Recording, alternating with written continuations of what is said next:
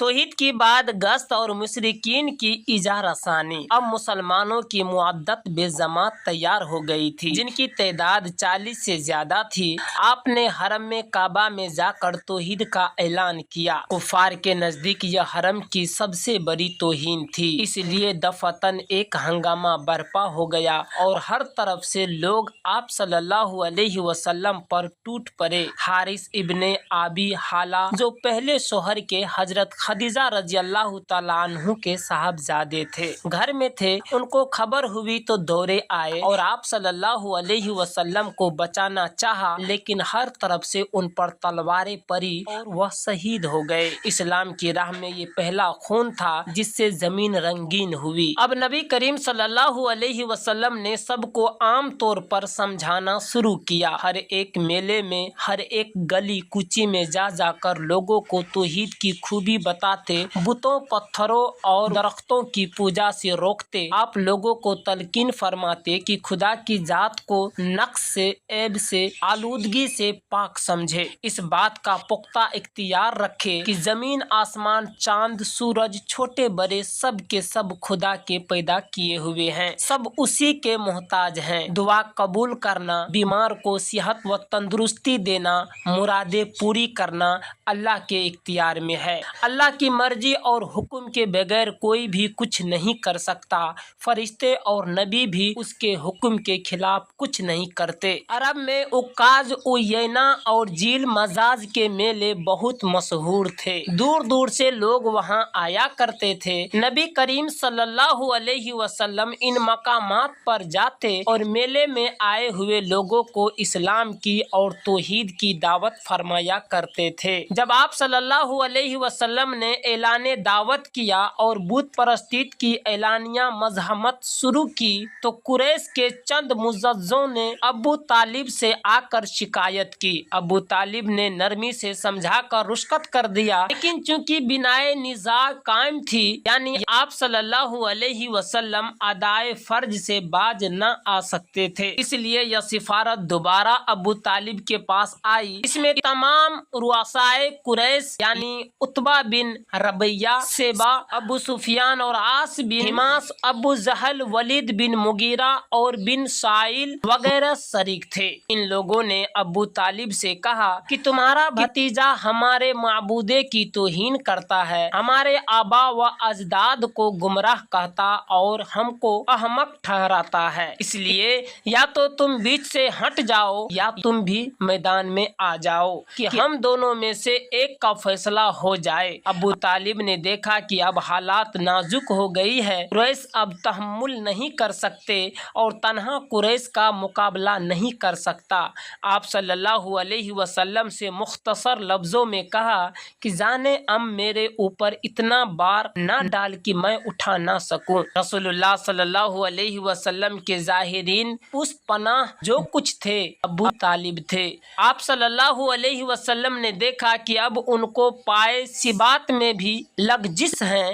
آپ نے اب دیدہ ہو کر فرمایا کہ خدا کی قسم، اگر یہ لوگ میرے ایک ہاتھ میں سورج اور دوسرے ہاتھ میں چاند لا کر رکھ دے تب بھی میں اپنے فرض سے باز نہ آؤں گا۔ خدا یا تو اس کام کو پورا کرے گا یا میں خود اس پر نثار ہو جاؤں گا۔ آپ کی پر اثر آواز نے ابو طالب کو سخت متاثر کیا۔ رسول اللہ صلی اللہ علیہ وسلم سے کہا کہ جا، کوئی شخص تیرا بال بیکا نہیں کر سکتا۔ آپ صلی اللہ علیہ وسلم نے بدستور دعوت اسلام میں مصروف رہے۔ قریش اگرچہ آپ صلی اللہ علیہ وسلم کے قتل کا ارادہ نہ کر سکے لیکن طرح طرح کی اذیتیں دیتے تھے، راہ میں کانٹا بچھاتے تھے، نماز پڑھنے میں جسم مبارک پر نجاست ڈال دیتے تھے، بد زبانیاں کرتے تھے۔ عبداللہ بن عمرو بن عاص رضی اللہ تعالی عنہ کا چشم دید بیان ہے کہ ایک روز نبی کریم صلی सल्लल्लाहु अलैहि वसल्लम खानाए काबा में नमाज पढ़ रहे थे। उक़बा बिन अबी मुईत आया, उसने अपनी चादर को लपेट देकर रस्सी जैसा बनाया और जब नबी करीम सल्लल्लाहु अलैहि वसल्लम सजदा में गए तो चादर को हुजूर सल्लल्लाहु अलैहि वसल्लम की गर्दन में डाल दिया और पेंच पर पेंच देने शुरू किए। गर्दने मुबारक बहुत भींच गई थी, ताहम हुजूर उसी इत्मीनाने कब्ल से सजदा में पड़े हुए थे। इतने में हजरत अबू बकर सिद्दीक रजी अल्लाह तआला अन्हु ने धक्के देकर उक़बा को हटाया और कहा, ज़बान यह आयत पढ़कर सुनाई। क्या तुम एक बुजुर्ग आदमी को मारते हो और सिर्फ इस जुर्म में कि वह अल्लाह को अपना परवरदिगार कहता है और तुम्हारे पास रोशन दलाइल लेकर आया है। चंद शरीर अबू बकर सिद्दीक रजी अल्लाह तआला अन्हु से लिपट गए और उनको बहुत जद व खूब किया।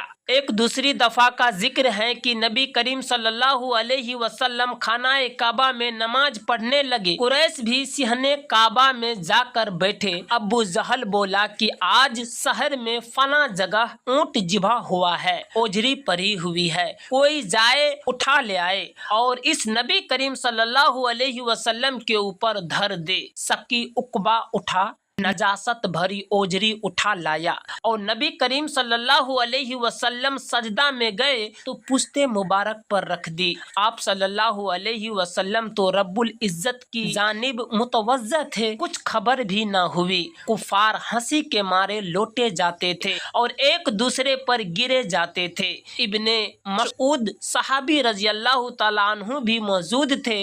काफिरों का हुजूम देखकर उनका हौसला न पड़ा, मगर मासूम सदिया फातिमा ज़ोहरा रजी अल्लाह तआला अन्हु आई।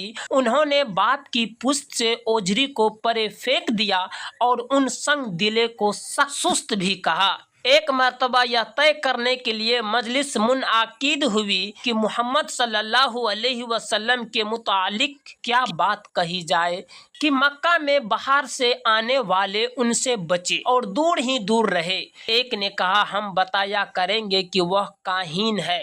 वलीद बिन मुगीरा जो एक खुराट बुढ़ा था बोला, मैंने बहुतेरे काहीन देखे हैं, लेकिन कहाँ तो काहीनों की तुख बंदियों और रोज़ा मोहम्मद सल्लल्लाहु अलैहि वसल्लम का कलाम। हमको ऐसी बात ना कहनी चाहिए जिससे मकाइले अरब यह समझ ले कि हम झूठ बोलते हैं।